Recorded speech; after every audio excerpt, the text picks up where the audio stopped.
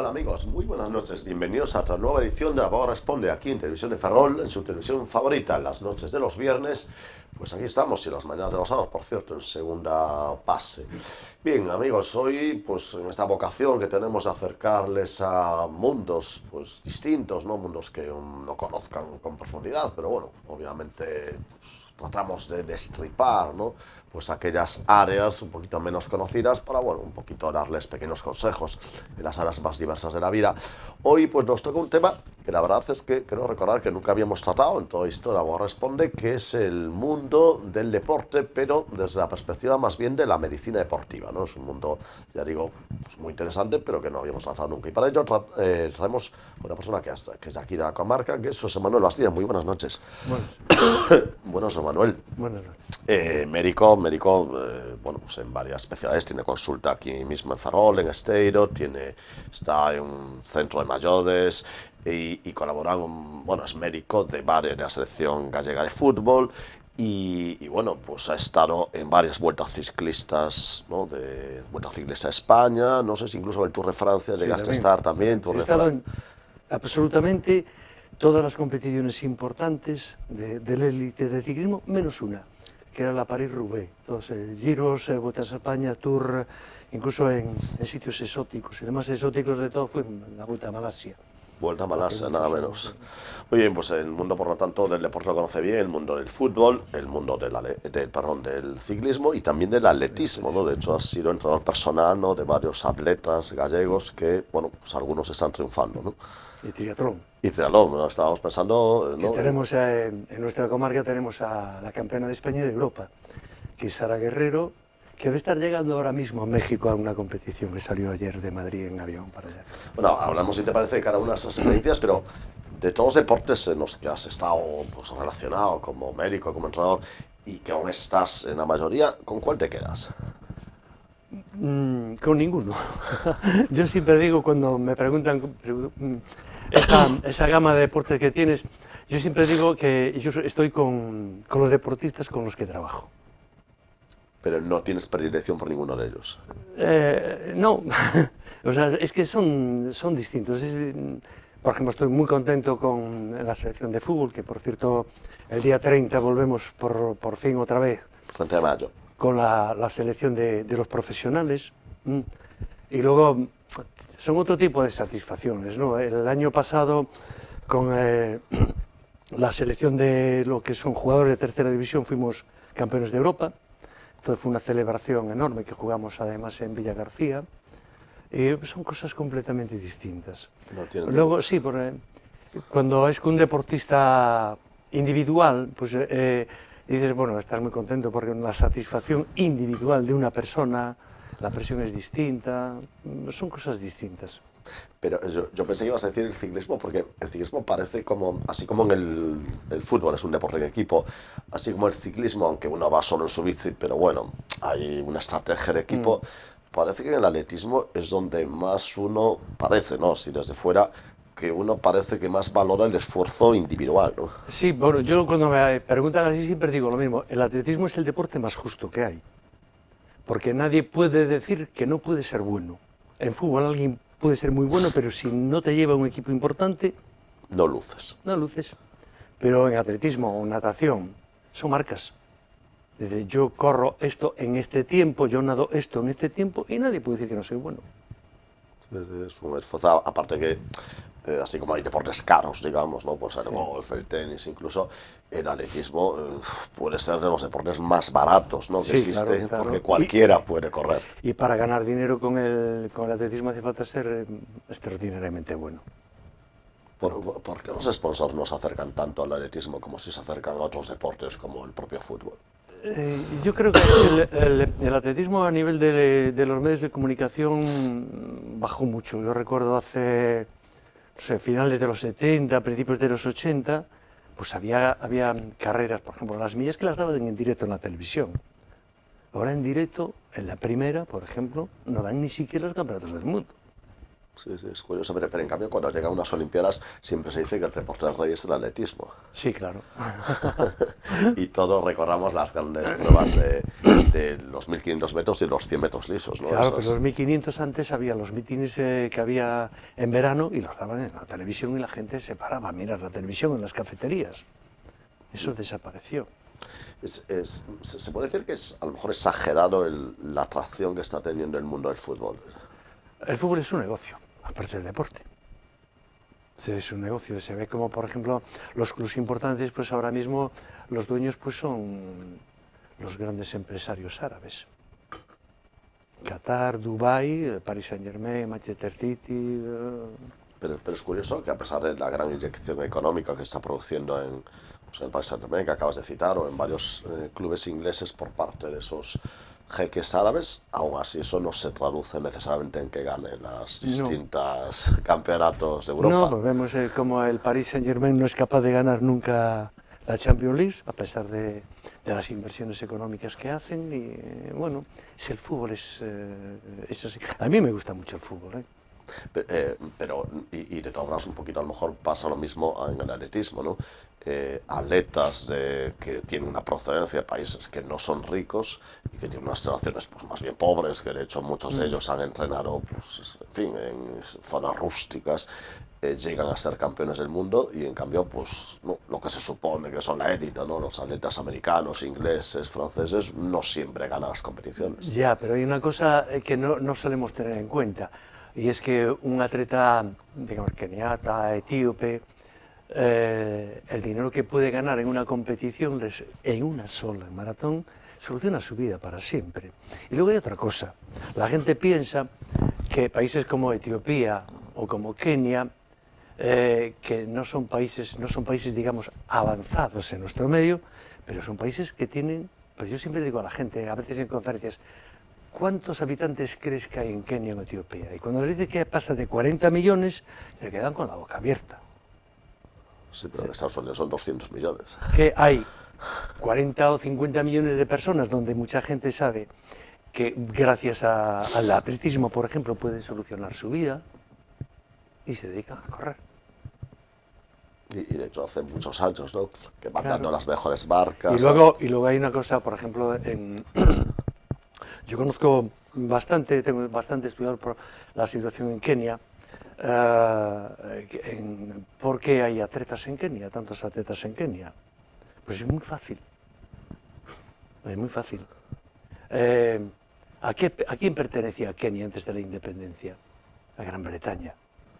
Entonces los educadores que había eran ingleses y fueron los que llevaron el atletismo. El atletismo es un deporte muy importante en Inglaterra junto con el fútbol y el cricket. Por eso les choca, por ejemplo, en otros países como Pakistán o Bangladesh o la India, pues el cricket es un deporte muy importante también. Con un pasado británico. Claro, el pasado británico. Que por cierto hay alguna explicación, José Manuel, hay una explicación a que los ingleses siempre estén en lo más alto del medallero, a pesar de que es un país pequeñito, a la de Rusia, Estados Unidos, China. Es decir, están, bueno, yo creo que en las últimas Olimpiadas han sido terceros o cuartos, es decir, ¿cómo decir, cómo se puede explicar que un país tan pequeñito luzca tanto? Porque es la tradición del deporte. O sea, digamos, Carros de Fuego refleja bien. Por eso, Carros de Fuego es lo que iba a decirme. Vamos, te adelantaste a lo que te iba a decir. Carros de Fuego refleja bien. O sea, igual que la famosa regata en el Támesis de Oxford-Cambridge, de las embarcaciones. Es una tradición de 100 y algo de años que se mantiene y que tiene su importancia. Bueno, en las universidades en España no se potencia el deporte. En Estados Unidos sí. De hecho, muchos deportistas españoles jóvenes se van a Estados Unidos, a las universidades de Estados Unidos. Tenemos deportistas de Ferrol que se fueron a Estados Unidos, atletas de Ferrol, del Río de Ferrol, se fueron a Estados Unidos, a las universidades, y se quedan. Las condiciones son imbatibles, supongo. Claro. Las famosas becas, que era la Federación Española, digamos, aquí no son comparables a lo que le ofrecen Estados Unidos. No tiene nada que ver. Supongo que además allí les hacen un plan, ¿no?, que es a nivel deportivo y estudiantil, sí, ¿no?, claro, que abarca todo. Claro. Eso, o sea, la beca que tienen no es por su nivel de estudios, es la beca por su nivel deportivo. Y después como hay las ligas universitarias de distintos deportes y así, y después pues hacen su carrera universitaria en las universidades de Estados Unidos. Es así. Aquí hubo un intento, creo, ¿no?, de hacer un poquito bien cuando vinieron los Juegos Olímpicos de Barcelona, ¿no? Ahí parece que se seguía el camino correcto, se abandona un poquito todo Sí, eso. sí, eso fue un paréntesis. Eso fue un paréntesis. Pero ahí sí que se invirtió dinero, Se ¿no?, en el invirtió deporte. dinero, pero nada, acabó la Olimpiada y acabó todo. De hecho, el nivel de medallas que se consiguieron allí con el que se consiguieron en las sucesivas no tiene nada que ver. ¿Hasta dónde pueden llegar deportistas gallegos como Arrián Ben Montenegro, que parece, ¿no?, que tiene un futuro espléndido? ¿Tú crees que lo veremos como campeón del mundo o cosas así? Hombre, yo lo desearía, pero él está ya en la edad donde tiene que hacer cosas importantes. Las está haciendo, pero es muy difícil ser campeón del mundo. Es muy difícil, muy difícil, muy difícil. Sobre todo en la especialidad que tiene él. Él es buenísimo, claro. Pero Tiene es muy mucha difícil. competencia, Pero ¿no? una competencia enorme. Además, justo en la distancia que Claro, él... es que hay especialidades en el atletismo donde no compiten todos los países. Es decir, no tienen nivel competitivo todos los países. Pero la distancia que corre Adrián, pues todos los países. Ya, por ejemplo, es más fácil en la marcha atlética. Sí, parece que hay... Porque está muy... Ahí tenemos tradición, además. Claro, aparte de la tradición, hay pocos países donde se hace marcha atlética. Y el medallero vale lo mismo, una Claro. medalla de marcha que una de... Claro. Es que es Las de así, son 1500 o... cosas a tener en cuenta, claro. ¿Qué ha cambiado, Sos Manuel, qué ha cambiado en el ciclismo en los últimos años? ¿Tú ves exactamente igual la época pues, en la que estaba pues, Indurain, Perico Delgado, Loren Fillon, Greg No. Remo, a la actual? No, no es igual. O sea, yo viví las dos épocas. Yo empecé en el ciclismo profesional en el año 90, 91 y cambió todo. Ahora, de aquella era más intuitivo, había estrategias, evidentemente, fueron cambiando los sistemas de entrenamiento, la tecnología de la que se dispone. Yo recuerdo los primeros tiempos del pedal automático, que antes había que meter lo que se llama rastrales, los primeros tiempos de exigir casco, luego cuando vino el pulsómetro. Yo además siempre fui partidario de aplicar la tecnología al uso. A mí cosas que no me gustaban nada, como por ejemplo los esforzados de la ruta, palabras así. Los ciclistas son seres humanos que tienen que usar toda la tecnología que hay a disposición para hacer mejor sus cosas, proteger su salud, etcétera, etcétera. Entonces fui de los primeros en decir que mis ciclistas que tenían que correr con el pulsómetro para dar la frecuencia cardíaca, pero ahora ya hay, prácticamente en la bicicleta se lleva un ordenador de a bordo y se programan los entrenamientos así. Hay otros medios, se le dio más importancia a la nutrición, los entrenamientos, y la verdad que tiene poco que ver. Pero sí, sigue habiendo una cosa, que la bicicleta sigue teniendo dos ruedas, aunque son distintas. Hay que subir las montañas y la velocidad. Y el esfuerzo del ciclista sí, es clave. Y una cosa que parece que no cambia con el paso de los años es la sensación que tenemos todos cuando vemos una prueba ciclista de montaña, de alta montaña, ¿no? Como pueden ser las grandes de los lagos, aquí en Covadonga, los que hay en Francia, en Tourmalet, que es la sensación de que parece que cualquiera va a tirar con un ciclista, porque se acercan tanto, eso no ha cambiado nada, ¿no? No, porque están muy acostumbrados. De hecho, bueno, dentro del pelotón hay unas categorías. O sea, el líder tiene sus gregarios y ellos se encargan en parte de poner un poquito de orden en el pelotón, ¿no? Entonces, normalmente a las grandes carreras, como puede ser el Tour, por ejemplo, el Giro, la Vuelta a España que menos, son por este orden de importancia, ¿no? Los equipos no suelen llevar gente inexperta y aún así hay caídas.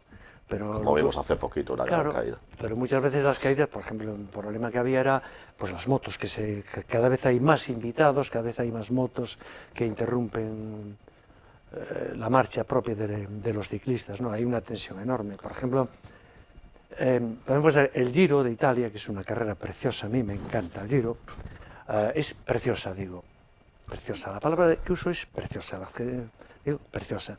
Pero, por ejemplo, no tiene nada que ver con el Tour. Ya. Aunque las montañas del Giro son más importantes que las del Tour, Los Alpes. pero no hay la presión emocional que se sufre en el Tour de Francia.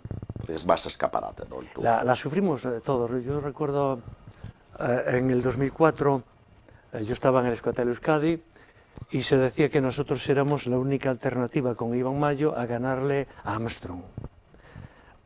Teníamos muchas dudas porque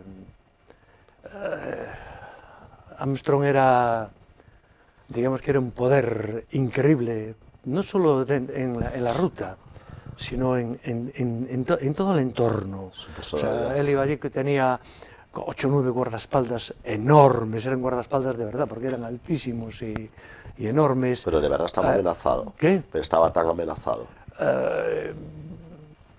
No se sabe. No se sabe, El tema es que pero los vamos, tenía. él parecía pues, un presidente de gobierno, vamos, ¿no?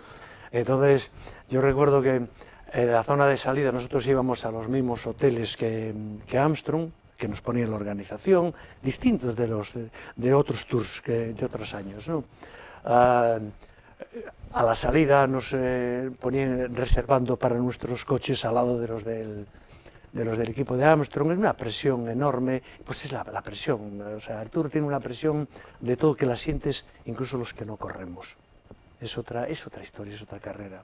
Pero quizás influyera que se le gana ese escaparate, ¿no? El ciclismo a nivel mundial. Claro, es, después de las Olimpiadas es el evento deportivo que más audiencia tiene en televisiones de todo el mundo.